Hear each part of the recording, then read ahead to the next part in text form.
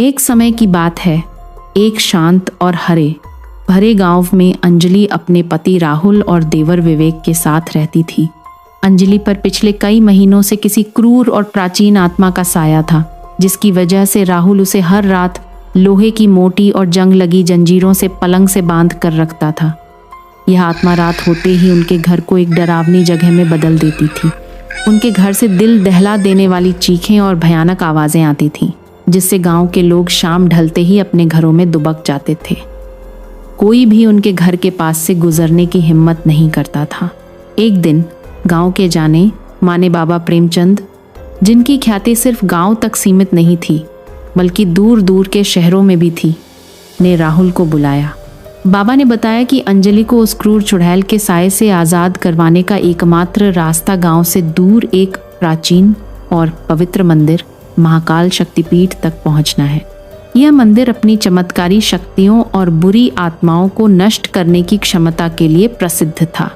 बाबा ने राहुल को एक पुरातन ताबीज और एक पवित्र भस्म भी दी, ये कहते हुए कि ये रास्ते में उनकी रक्षा करेंगे। राहुल अपने भाई विवेक और अंजलि के साथ रेलवे स्टेशन पर एक पुरानी खामोश सी दिखने वाली ट्रेन का बेसब्री से इंतजार करने लगा। कुछ देर में एक विचित्र सी दिखने वाली ट्रेन आती है, जिसकी खिड़कियों पर धूल जमी थी और उसमें से एक अजीब सी गंध आ रही थी। वे उसमें बैठ जाते हैं। उनके मन में डर और उम्मीद दोनों थे। राहुल अंजलि का हाथ थामकर उसकी सूजी हुई आंखों में देखते हुए, देखो अंजलि, बस कुछ और घंटों की बात है। महाकाल शक्तिपीठ पहुंचते ही तुम पूरी तरह ठीक हो जाओगी, विश्वास रखो। विवेक चिंता से राहुल की ओर देखते हुए, भाई अभी तो दिन का समय है, लेकिन रात होने पर क्या करेंगे?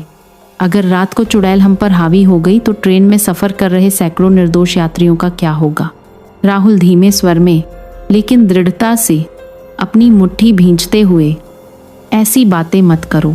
अगर किसी ने सुन लिया तो पूरे डिब्बे में भगदड़ मच जाएगी। मैंने बाबा से विशेष मंत्र, पवित्र जल और ये सुरक्षा कवच भी लिया है। मैं रात होने पर कुछ ना कुछ उपाय जरूर कर लूँगा। हमें बस धैर्य रखना होगा। अंजलि चुपचाप अपनी सीट पर बैठी रहती है। उसका चेहरा पीला पड़ा हुआ था और उसकी आंखें किसी गहरी उदासी में डूबी थीं। जैसे जैसे सूरज ढलने लगा और अंधेरा गहराने लगा। राहुल ने अंजलि से कहा, अंजलि, तुम मेरे और विवेक के बिल्कुल करीब रहना। अगर वह चुड़ैल तुम पर हावी होने की कोशिश करे तो बस मेरा हाथ मत छोड़ना। अंजलि कमज़ोर आवाज़ में, लेकिन उसकी आंखों में एक अजीब सी चमक के साथ, जैसे कोई शक्ति भीतर से उभर रही हो। आप मेरी फिक्र मत कीजिए, मैं उस चुड़ैल को खुद पर हावी नहीं होने दूंगी। मैं अपनी आखिरी सांस तक लड़ूंगी, किसी भी कीमत पर। ट्रेन में धीरे धीरे सब लोग गहरी नींद में सो जाते हैं। राहुल ने सावधानी से अंजलि को अपने साथ लाए गए पवित्र धागे और मजबूत जंजीर से सीट से बांध दिया था। सब कुछ ठीक चल रहा होता है। ट्रेन अपनी मंजिल की तरफ तेजी से बढ़ रही होती है। तभी एक चालाक चोर, जिसका नाम कालिया था, जो अपनी फुर्ती के लिए जाना जाता था, चोरी करने के इरादे से ट्रेन के अंदर कीमती सामान की तलाश कर रहा होता है। उसकी आंखें अंधेरे में चमक रही थीं। तभी उसकी नज़र अंजलि की सीट के नीचे रखे हुए लोहे के भारी ट्रंक पर पड़ती है, जिसमें अंजलि के कुछ कीमती गहने थे। उसे चुराने के लिए वह अपनी जेब से एक विशेष औजार निकालता है और कुछ ही पलों में उसका ताला तोड़ देता है और ट्रंक उठाकर वहां से तेजी से भाग जाता है। लेकिन ये क्या, ट्रंक उठाते ही अंजलि की जंजीर भी अचानक एक तेज झटके के साथ टूट जाती है। ठीक उसी क्षण बाहर आसमान में चंद्रमा को काले बादल अपने आगोश में ले लेते हैं और पूरी ट्रेन में भयानक अंधेरा छा जाता है, जैसे किसी ने रोशनी निगल ली हो। एक ठंडी और भयानक हवा का झोंका खिड़की से अंदर आता है और तभी वह क्रूर चुड़ैल अंजलि पर अपना पूरा कब्जा कर लेती है। अंजलि की आंखों से खून की बूंदें टपकने लगती हैं और उसका चेहरा विकृत हो जाता है। वह एक भयानक गुर्राहट के साथ एक खूंखार चुड़ैल में बदल जाती है। उसके नाखूनों से खून टपक रहा था और उसके बाल हवा में लहर रहे थे। तभी चुड़ैल की दिल दहला देने वाली गुर्राहट की वजह से विवेक की नींद खुलती है। वह सामने वाली सीट पर सफ़ेद चादर ओढ़े सो रहा होता है। वह धीरे से अपनी चादर उठाकर बाहर झांक कर देखता है और उसकी आंखें डर के मारे फटी की फटी रह जाती हैं। अंजलि पूर्ण रूप से चुड़ैल बन चुकी थी। उसकी आंखों में लाल अंगारे चमक रहे थे। विवेक डर के मारे फुसफुसाता है। उसका गला पूरी तरह सूख गया था। अरे, ये तो चुड़ैल बन गई, लेकिन मैंने तो इसे इतनी मजबूती से बांधा था। ये जंजीर कैसे टूट गई? हे भगवान, अब क्या होगा? चुड़ैल बनी अंजलि अपनी सीट से उठ खड़ी होती है और उसकी लंबी उलझी हुई जटाएं हवा में तैरने लगती हैं, जैसे किसी शैतान का झंडा हो। वह गुर्राते हुए ट्रेन में आगे की ओर बढ़ने लगती है। उसकी हर चाल से एक भयानक और अशुभ ध्वनि निकल रही थी। विवेक डर के मारे कांपते हुए राहुल को झकझोरते हुए, भाई देखो, ये किधर चली गई? ये किसी को जिंदा नहीं छोड़ेगी। हमें कुछ करना होगा, जल्दी। चुड़ैल गुर्राते हुए आगे की ओर बढ़ती है। उसकी काली आंखें अंधेरे में चमक रही थीं, जैसे दो दहकते हुए कोयले हों। तभी उसकी भयानक आवाज़ सुनकर एक यात्री की नींद खुलती है, जो अपनी नींद में बड़े बड़े खर्राटे ले रहा था। पहला यात्री नींद में बुदबुदाता है, आंखें मलते हुए। यह कैसी डरावनी आवाज़ है? लगता है किसी जंगली जानवर की आवाज़ है। विवेक डर के मारे धीरे से कहता है। उसका शरीर कांप रहा था। भाई, ये कोई साधारण आवाज़ नहीं है, ये चुड़ैल है। मेरी भाभी अब चुड़ैल बन चुकी है। इससे पहले कि यह हमें देख ले। यात्री फिर से सोने की कोशिश करता है, लेकिन अंजलि अभी भी गुर्राते हुए आगे की ओर बढ़ रही होती है। उसकी हर सांस से एक ठंडी हवा निकल रही थी। दूसरा यात्री नींद में बेचैनी से करवट लेता हुआ अचानक उठकर बैठ जाता है। आज रात मुझे कुछ समझ नहीं आ रहा। इतना डरावना खर्राटा कौन ले रहा है? जैसे कोई पिशाच गुर्रा रहा हो। ये क्या बदबू आ रही है? तभी चुड़ैल दूसरे यात्री के चिल्लाने की आवाज़ सुनकर अपनी गर्दन अजीब तरीके से मोड़कर वापस पीछे की ओर आने लगती है। तभी उसकी नज़र विवेक पर पड़ती है और विवेक तुरंत अपनी चादर में खुद को इस तरह छिपा लेता है जैसे कोई बिल में घुस रहा हो। विवेक कांपते हुए धीरे धीरे खुद से कहता है, हे भगवान, ये क्या चीज़ है? कोई डरावनी चुड़ैल लगती है ट्रेन में।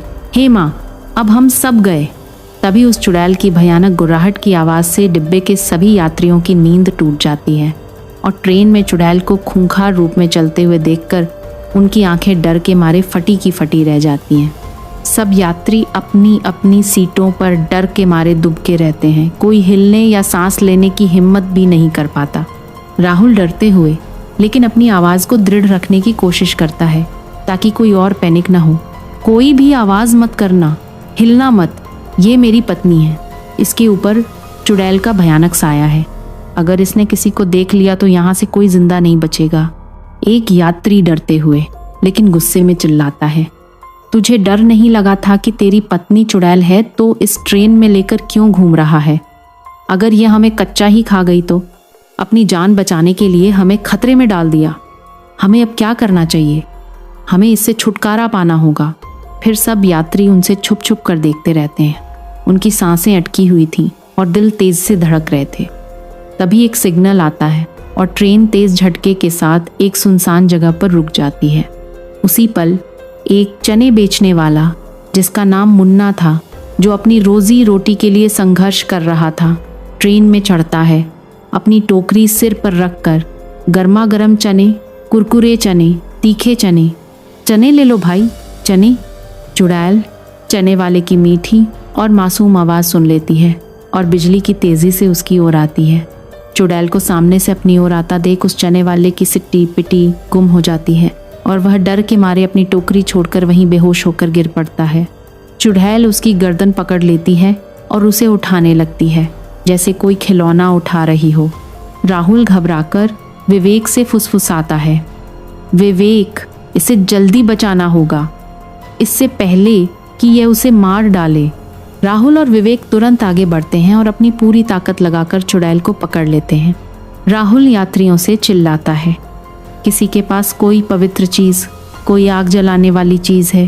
कोई लाइटर, माचिस, कुछ भी, जल्दी। तभी एक यात्री अपनी जेब से एक छोटा सा लाइटर निकालता है और उसे तेज़ी से जलाकर चुड़ैल के करीब लाता है। आग देखते ही वह चुड़ैल भयानक रूप से झुलसने लगती है। उसकी त्वचा से बदबूदार धुआं निकलने लगता है और वह चीखने लगती है। फिर राहुल, विवेक और वह यात्री मिलकर उस जलती हुई चुड़ैल को कसकर पकड़ लेते हैं। राहुल, विवेक, इसे बाथरूम में बंद कर दो अभी, इससे पहले कि यह और यात्रियों को नुकसान पहुंचाए। वे अपनी पूरी ताकत लगाकर चुड़ैल बनी अंजलि को घसीटते हुए ट्रेन के आखिरी डिब्बे में बने छोटे से बाथरूम की ओर ले जाते हैं और उसे अंदर धकेल देते हैं। राहुल तुरंत दरवाज़ा बंद कर देता है और बाहर से उसे 2 मोटी चेन और एक ताले से कसकर बांध देता है। राहुल यात्रियों से कहता है। उसकी आवाज़ में अभी भी डर था, लेकिन अब राहत की झलक थी। माफ़ कर दीजिए आप सब, मैं इसे इलाज करवाने के लिए ही महाकाल शक्तिपीठ जा रहा था। मुझे नहीं पता था कि ये रास्ते में ही इतनी शक्तिशाली हो जाएगी। मैं जानता हूँ मैंने आपको खतरे में डाला, लेकिन मेरे पास कोई और रास्ता नहीं था। चुड़ैल बाथरूम के अंदर से भयानक गुर्राहट के साथ दीवारें और दरवाज़ा हिलने लगते हैं। तुम सब रुकोगे, मैं किसी को जिंदा नहीं छोड़ूंगी, तुम सब मरोगे, मेरी शक्ति अभी खत्म नहीं हुई है, तुम मुझे रोक नहीं सकते। फिर कुछ देर इंतज़ार करने पर सूरज निकल आता है और उसकी पहली किरणें ट्रेन के डिब्बे में आती हैं। जैसे ही सूरज की पवित्र रोशनी अंजलि पर पड़ती है, वह तुरंत शांत हो जाती है और चुड़ैल का साया पूरी तरह से खत्म हो जाता है। अंजलि फर्श पर बेहोश पड़ी थी। राहुल खुशी से भगवान का शुक्रिया अदा करता है, उसकी आंखों में आंसू थे। भगवान का लाख लाख शुक्र है। अंजलि, तुम ठीक हो, तुम ठीक हो गई। राहुल और विवेक अंजलि को उठाते हैं। फिर वे अंजलि को लेकर महाकाल शक्तिपीठ पहुंचते हैं और वहां के सिद्ध साधु संतों से उसका विशेष शुद्धिकरण और तांत्रिक इलाज करवाते हैं। अंजलि हमेशा हमेशा के लिए चुड़ैल के साए से मुक्त हो जाती है और एक सामान्य स्वस्थ जीवन जीने लगती है।